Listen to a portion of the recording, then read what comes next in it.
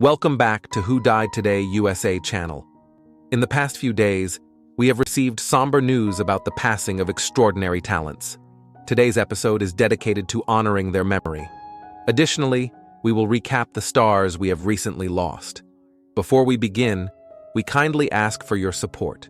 If this video or the legacies of these remarkable individuals have touched your life, please consider giving this video a thumbs up as a sign of respect and remembrance. Thank you.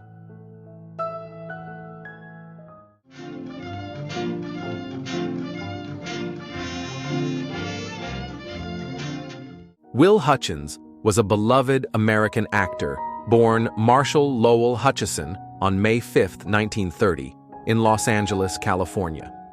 With a warm smile, gentle demeanor, and natural charm, he became a familiar face in households across America during the golden age of television. Hutchins rose to fame in the late 1950s as Tom Brewster, the soft-spoken frontier lawyer and sharpshooter in Sugarfoot, a role that spanned 69 episodes from 1957 to 1961. His portrayal of a kind-hearted cowboy with a book in one hand and a rifle in the other won hearts nationwide. He later brought his easygoing humor to sitcoms like Hey, Landlord and Blondie, and appeared on the big screen alongside Elvis Presley in Spin Out and Clambake. A Warner Brothers contract player during a golden era of Hollywood, Hutchins was more than just an actor. He was a storyteller.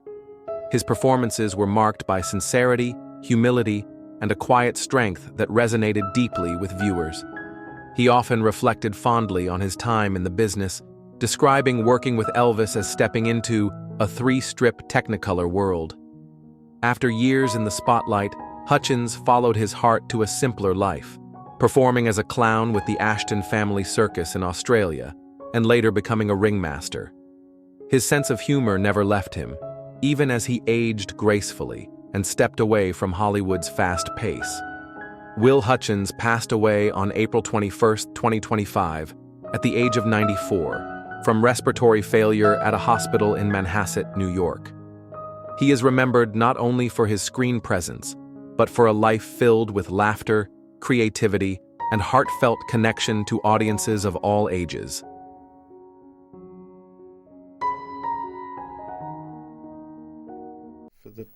For press and media at the time, and also for the record company at the same time, whilst... Our next story honors a legendary figure whose fingerprints are all over some of the greatest rock recordings of the past century. The one and only Roy Thomas Baker. Before we begin, we'd love to know, what's your favorite Queen song that Roy helped bring to life? Tell us in the comments. We're excited to hear your memories.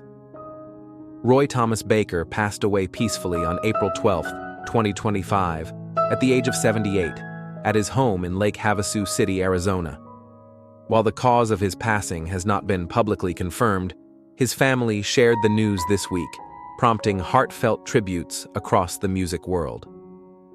Born in London in 1946, Roy began his journey in sound as a teenage engineer at Decca Studios, learning under legends like Gus Dudgeon and Tony Visconti. But it was his collaboration with Queen that would change music history forever.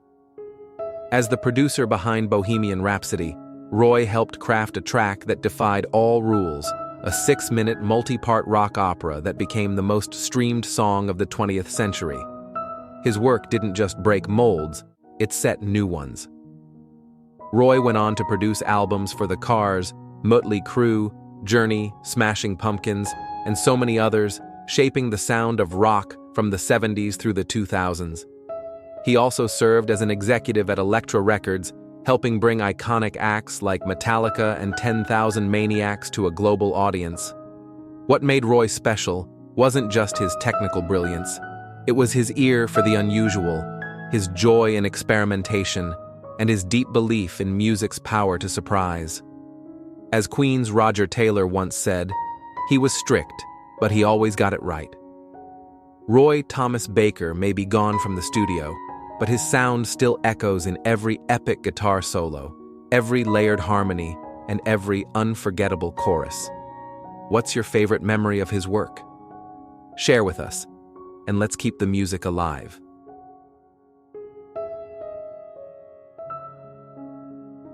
that crew, but he never made it to season 2. The king of... Breaking news. Peter Dinklage redefines the modern leading man. Our latest story celebrates an actor who has consistently defied expectations and redefined what it means to be a leading man in Hollywood. From his unforgettable portrayal of Tyrion Lannister in Game of Thrones to his recent roles that continue to captivate audiences, Peter Dinklage's journey is a testament to talent, resilience, and authenticity. But before we delve deeper, what is your favorite Peter Dinklage performance? Was it his sharp wit in Game of Thrones, his heartfelt portrayal in The Station Agent, or perhaps his recent role in The Toxic Avenger?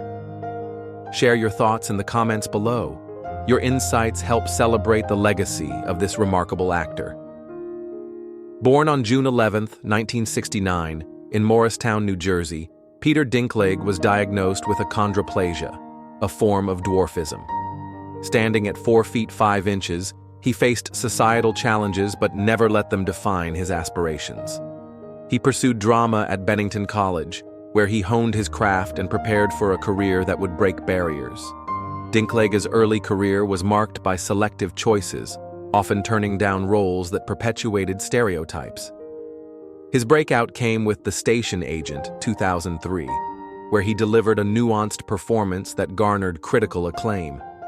However, it was his role as Tyrion Lannister in HBO's Game of Thrones, 2011-2019, that catapulted him to international fame, earning him 4 Primetime Emmy Awards and a Golden Globe.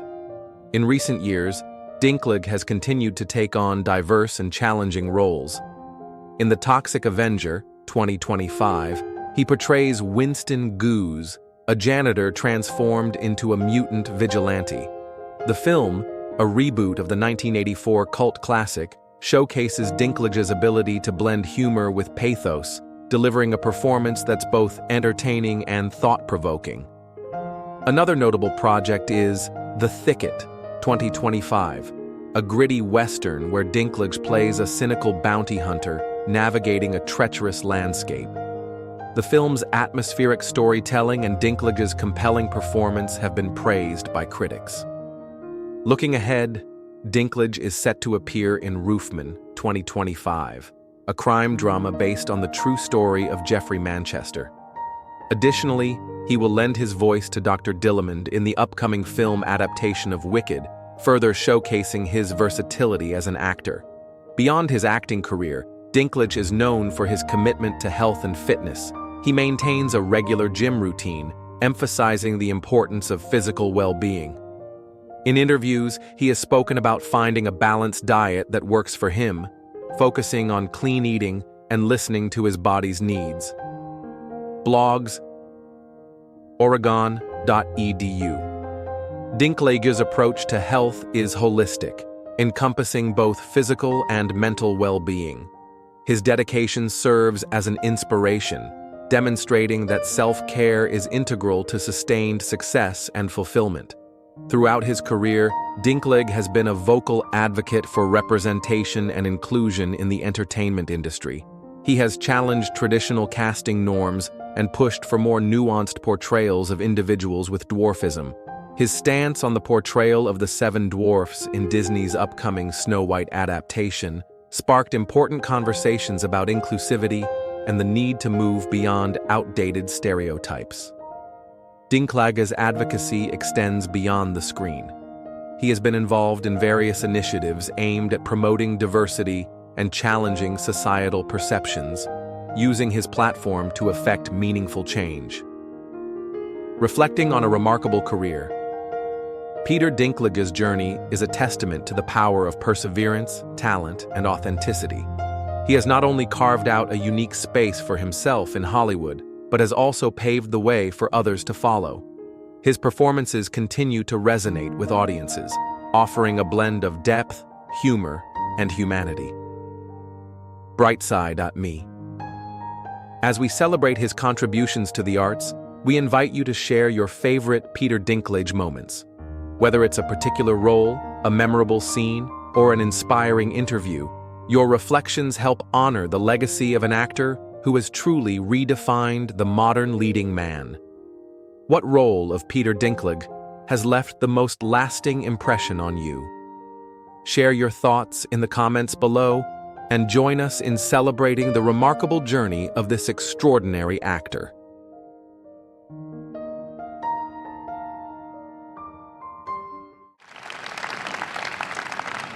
This is your first visit to the United States.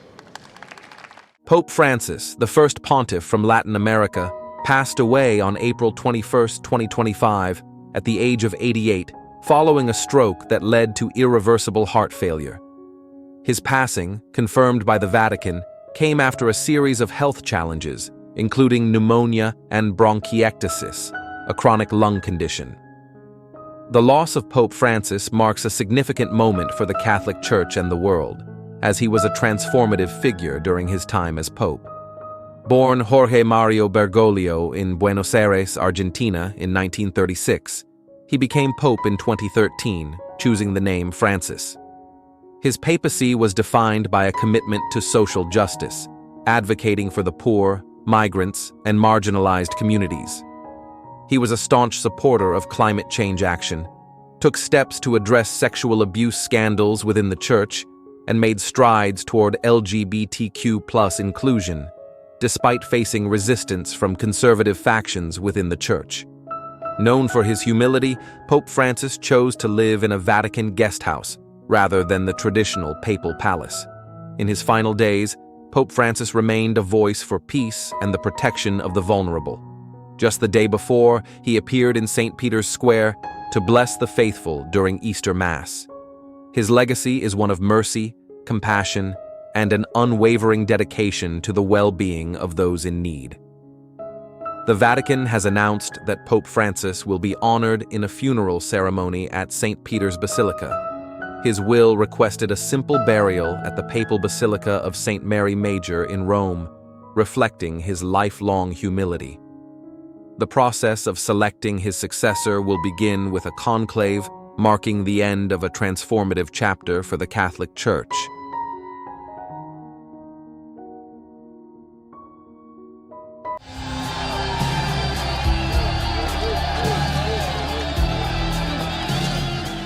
Val Kilmer, the iconic actor whose captivating performances in Top Gun, The Doors, and Batman Forever made him a household name, has left a legacy that resonates deeply with movie lovers worldwide. Known for his versatility, Kilmer captivated audiences with his intense roles as well as his sharp comedic timing, leaving an indelible mark on Hollywood. Born on December 31, 1959 in Los Angeles, Kilmer's journey to stardom was nothing short of remarkable. He quickly became one of the most sought-after actors of the 1980s and 1990s, known for his memorable performances in films like Heat and Kiss Kiss Bang Bang. His portrayal of Jim Morrison in The Doors remains one of the most celebrated biographical performances in cinema, showcasing his ability to bring complex characters to life with depth and intensity. But beyond his success on screen, Kilmer was admired for his deep passion for his craft. His commitment to roles was unmatched, and he continually pushed himself to explore new challenges in both drama and comedy. His portrayal of the villain Dieter von Kunth in MacGruber, 2010, revealed a side of Kilmer that many fans may not have expected, a fearless comedic performer willing to dive into the absurd with great enthusiasm. Kilmer's health battles became public after his 2014 diagnosis of throat cancer, a struggle that significantly affected his voice and his ability to perform. Despite the physical challenges, Kilmer remained resilient, sharing his journey with fans through his memoir, I'm Your Huckleberry, where he reflected on the emotional and physical toll of his illness. Though he had been cancer-free for years, Kilmer's health struggles ultimately contributed to the complications that led to his passing on April 1, 2025, at the age of 65. Val Kilmer's passing has left a void in the world of film, but his legacy endures through the unforgettable roles he brought to life. His passion, talent, and resilience serve as an inspiration to all who knew him, both on and off the screen. What is your favorite Val Kilmer performance? Let us know in the comments, and join us in remembering an actor whose contributions to cinema will never be forgotten.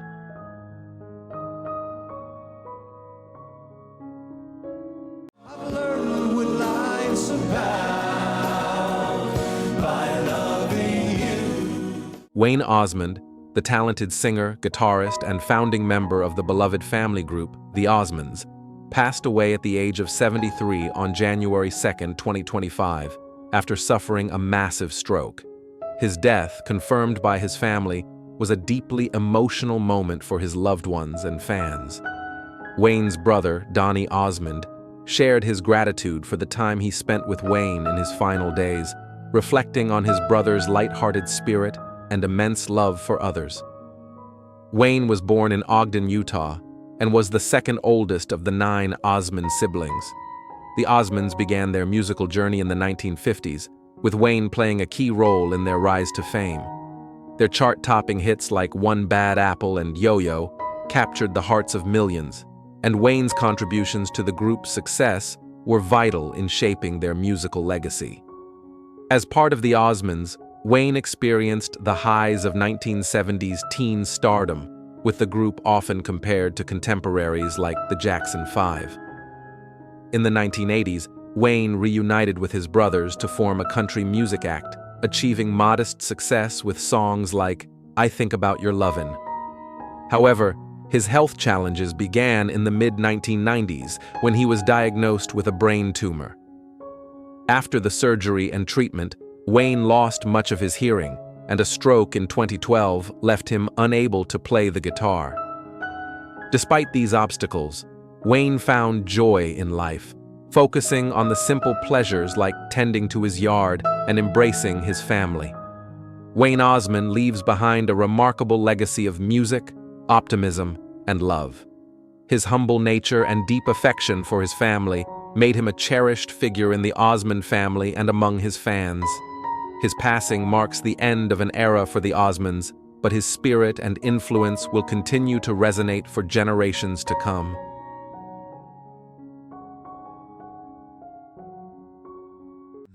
And I said, but there's going to be 500 people from the media here who want to see you. And Don Mischer, a pioneering force in the world of live television, has left behind an unmatched legacy in entertainment.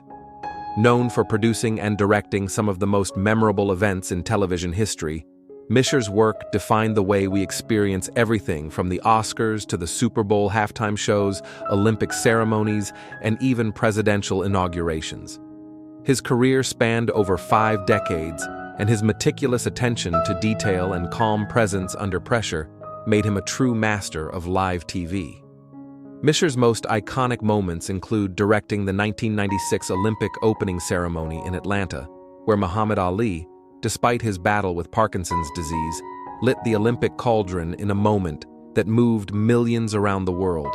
He also directed the unforgettable Super Bowl halftime performance by Prince in 2007, where rain poured down on the stage, and Prince famously embraced the challenge with grace and confidence. Mischer's ability to blend emotional storytelling with high production values made him one of the most respected figures in live television. But even as Mischer commanded the spotlight, he faced personal challenges. The stress of live television, combined with his determination to constantly innovate, was demanding, yet he thrived under pressure.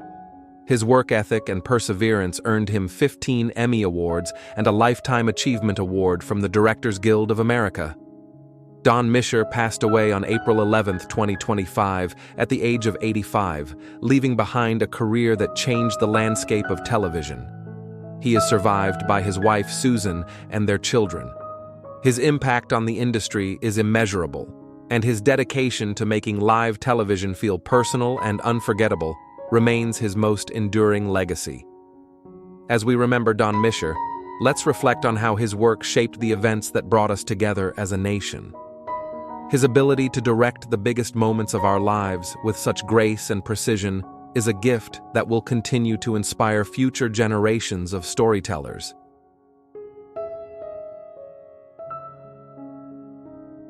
Please don't go Hurley and Andy or try to take chances. I mean, if you should fall... Our next piece of news involves a Hollywood legend whose screen presence was unforgettable and whose personal journey was a testament to resilience and passion. We're talking about Earl Hollowman, the beloved actor whose captivating performances in The Rainmaker, Giant, Forbidden Planet, and Policewoman cemented his place in Hollywood history. And before we begin, we want to hear from you. From 0 to 100, how do you rate Earl Hollowman's contribution to film and television? Share your thoughts in the comments below. Your voice truly matters. Earl Hollowman's career spanned over 6 decades, making him a household name for generations. Born on September 11, 1928, in Delhi, Louisiana, Hollowman overcame a difficult start in life, losing his father before birth and spending time in an orphanage. Yet, from an early age, he dreamt of acting, and his adoptive parents supported that dream with love and encouragement. His breakthrough role came in 1956, with a Golden Globe-winning performance in The Rainmaker, where he showcased his incredible range. He went on to star in several memorable films, but it was his role in Policewoman alongside Angie Dickinson that made him a TV legend. Despite the fame, Hollowman faced struggles, including health challenges later in life, but he never lost his love for acting. His positivity and humility, along with his dedication to the craft, left a lasting impression on those who worked with him. Even as his career slowed, he continued to connect with fans, often reflecting on his time in Hollywood. Earl Hollowman passed away on November 25, 2024, at the age of 96, at his home in Studio City. He is remembered not just for his iconic roles, but for the kindness, charm, and warmth he brought to every project. His legacy lives on through his unforgettable performances and the heart he shared with the world.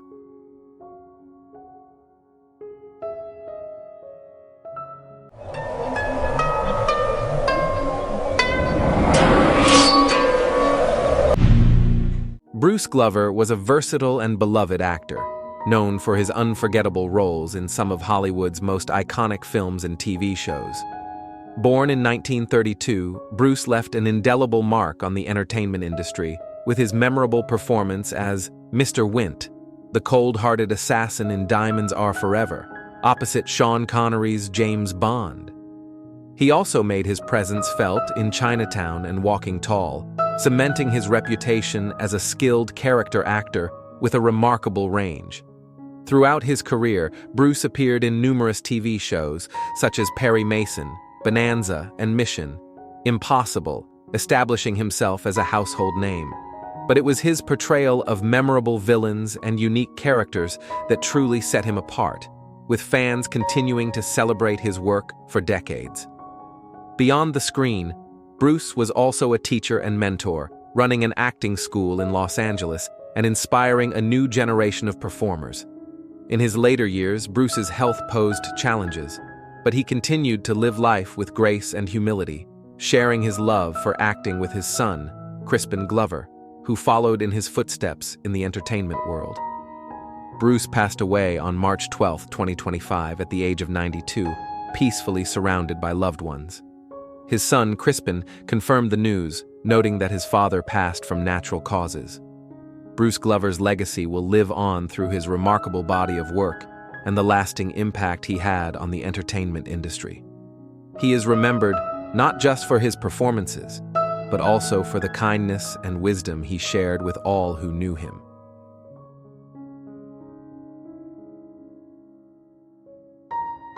I see you talk about baby walk around. If you've ever heard the timeless riff of Dirty Water or found yourself caught up in the raw energy of 1960s garage rock, you've undoubtedly encountered Larry Tamblin. Larry was a founding member of the Standells, one of the trailblazing acts in the garage rock movement.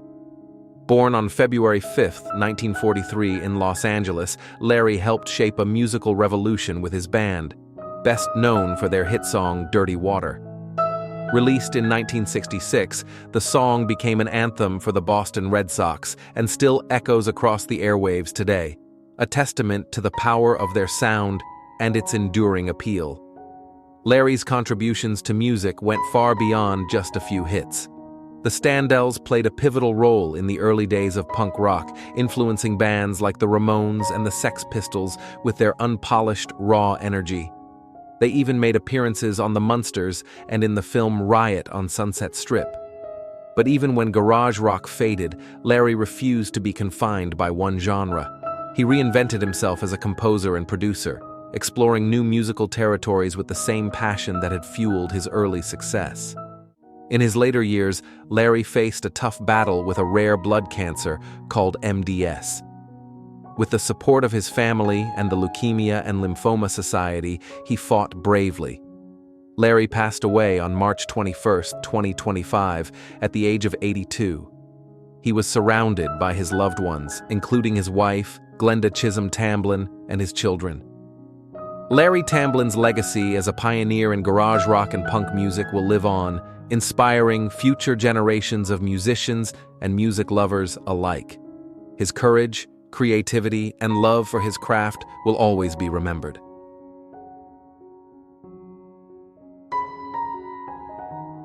Prosecute you with your own system.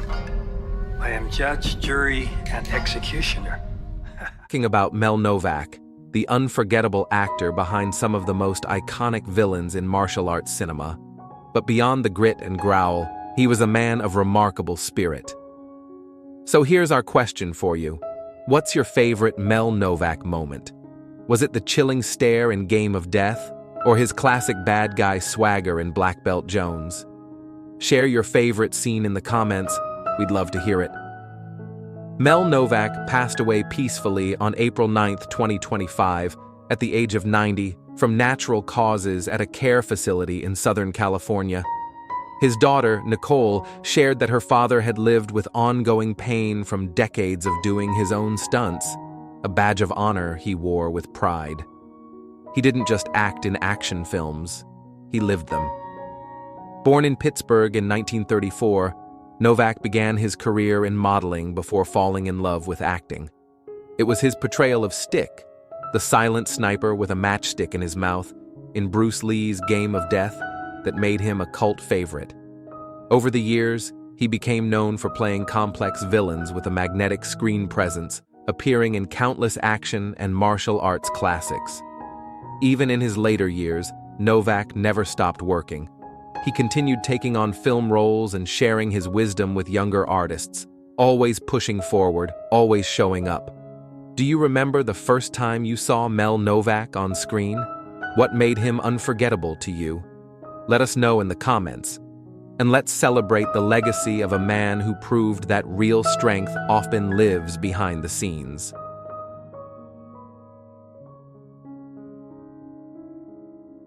And cry myself to sleep. Melba Montgomery was a timeless voice in American country music, an artist whose soaring harmonies and heartfelt lyrics helped define a golden era of storytelling. Born in Iron City, Tennessee in 1938 and raised in Florence, Alabama, Melba first sang gospel with her brothers before stepping onto the national stage. At just 20 years old, she caught the attention of country legend Roy Acuff, who invited her to join his touring band, marking the beginning of a remarkable journey.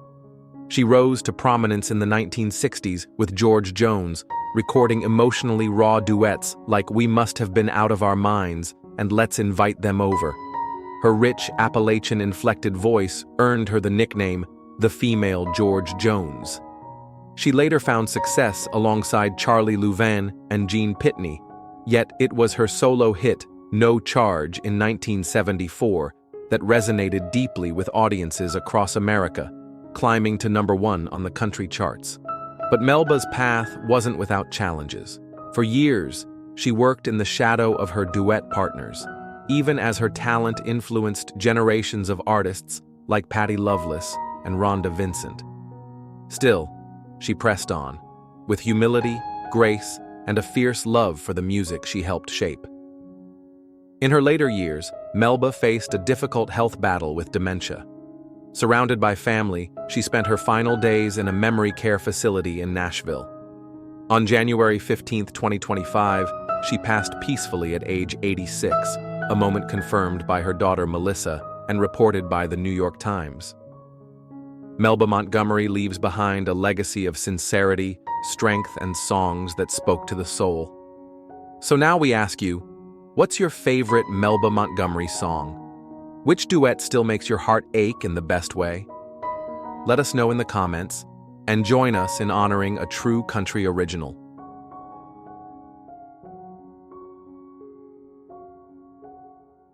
What I say, you are fine. Michael Hurley was a singular voice in American folk music, playful, poetic, and completely unbound by convention.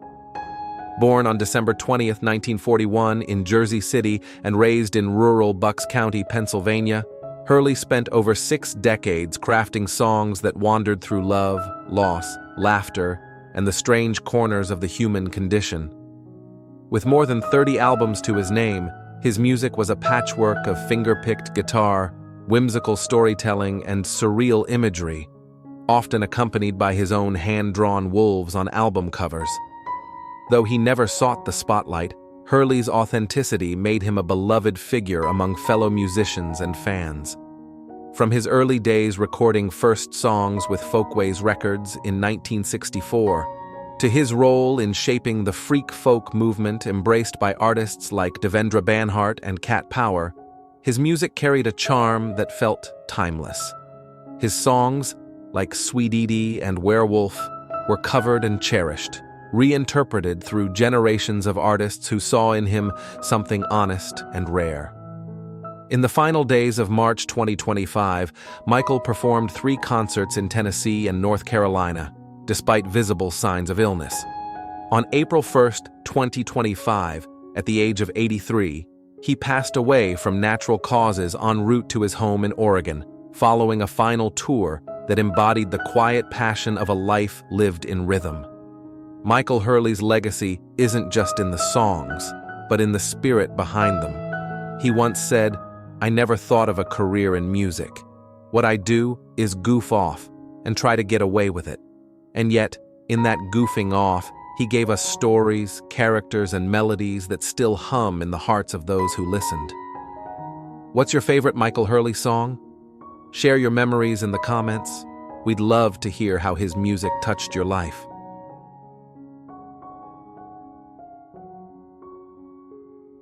Allan Kxton was more than a musician. He was a quiet revolutionary in the world of early music, a devoted harpsichordist, and a guiding light for generations of performers who sought truth and elegance in historical sound. Born in 1940 and raised in England, Allan devoted his life to the authentic revival of Baroque and classical repertoire. His performances on harpsichord, clavichord, and fortepiano brought new warmth and clarity to music that had long been forgotten or misunderstood. Over the course of 6 decades, Allan built a legacy as both a soloist and ensemble collaborator, recording acclaimed interpretations of Bach, Couperin, and Scarlatti. He was also a beloved teacher at the University of Leeds, where his influence extended far beyond the keyboard. Known for his dry wit and deeply thoughtful instruction, he inspired not just better musicianship, but a lifelong respect for artistry and history. He also founded and directed the Festival of English Song in Worcestershire, a unique celebration of Britain's vocal heritage that blended scholarship, passion, and community. Allan believed music should move both heart and mind, and he lived by that belief with every note he played. Allan Kxton passed away peacefully of natural causes on March 24, 2025, at the age of 84. The news was confirmed by multiple music institutions and family members who spoke of his unshakable commitment to his craft and his generous spirit. His recordings continue to echo in concert halls and classrooms, a testament to the grace and intelligence he brought to everything he touched. Allan leaves behind a rich musical legacy and a life that reminds us, authenticity, done with love, never goes out of style.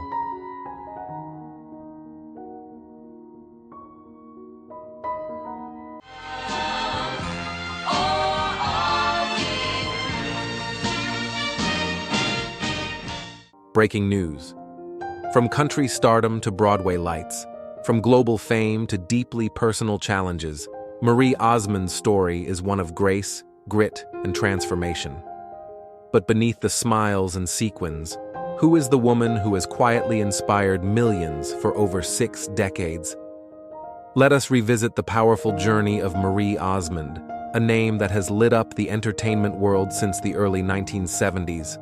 Known for her warm voice, magnetic stage presence, and relentless work ethic, Marie Osmond rose to fame as a teenage country pop sensation. Yet her true legacy goes far beyond chart-topping songs and TV ratings. It lies in how she turned pain into purpose, fame into advocacy, and setbacks into comebacks. Born Olive Marie Osmond on October 13, 1959, into the famous Osmond family, Marie was destined to perform. But rather than joining her brothers in their boy band, she forged her own path. At just 13 years old, she captured America's heart with her debut hit Paper Roses, becoming a rare teenage female voice in the country music scene. The song skyrocketed up the charts, and a new star was born.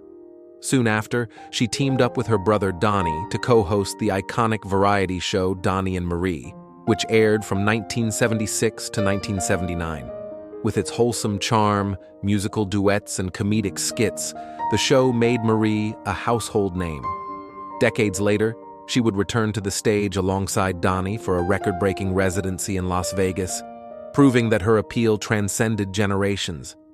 Beyond music and television, Marie's talent graced Broadway, where she shined in productions like The King and I and The Sound of Music, showcasing her powerful acting range and vocal versatility.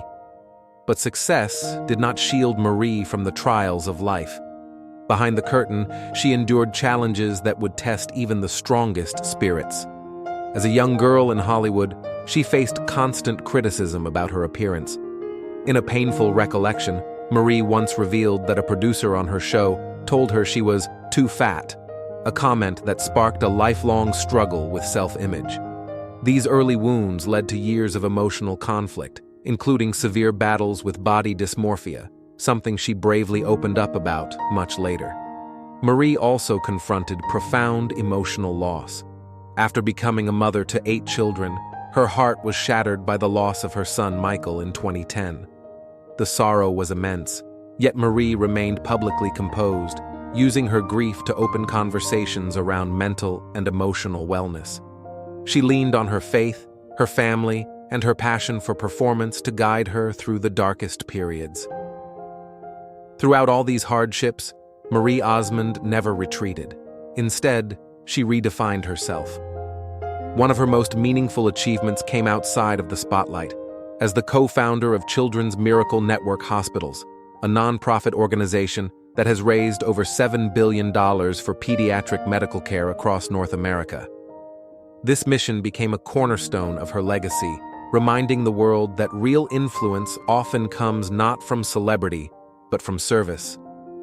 In recent years, Marie has become a respected voice for personal empowerment, aging with strength, and redefining beauty. She candidly shared her 50-pound weight loss journey, not to promote perfection, but to highlight self-love and health. She reminded fans that the body is not an enemy, but a gift to be honored. Yet, as with any public figure, Marie has not been without controversy. In a moment that sparked debate, she revealed that she would not be leaving her fortune to her children. Her reasoning? She believes in fostering independence and wants her children to earn their own success. While some criticized the decision, many praised her boldness and commitment to values over convention. It was classic Marie, always unafraid to stand by her beliefs, even in the face of backlash. So, where is Marie Osmond now? Still glowing, still giving, and still growing. She continues to tour, speak, and perform, never staying silent or stagnant. She uplifts others by speaking about resilience, the power of reinvention, and the beauty of embracing every chapter of life. In her own words, "You can choose to rise, or you can choose to fall. I chose to rise." And rise, she has. Marie Osmond's story is not just a tale of success, it is a testament to perseverance. She has faced the cruel lens of Hollywood, the heartbreak of loss, and the burden of expectation. Yet through it all, she has remained a symbol of light, using her voice not only to sing, but to heal, to lead, and to inspire. What are your thoughts on Marie Osmond's journey? Has her story of strength and transformation touched your heart? Let us know in the comments below. And if her resilience has moved you, do not forget to like, share, and subscribe. Let us continue to celebrate the legends who teach us that no matter where we begin or how many times we fall, we all have the power to rise again. Thank you, Marie Osmond, for reminding us that behind every spotlight is a soul, and behind every note is a story worth hearing.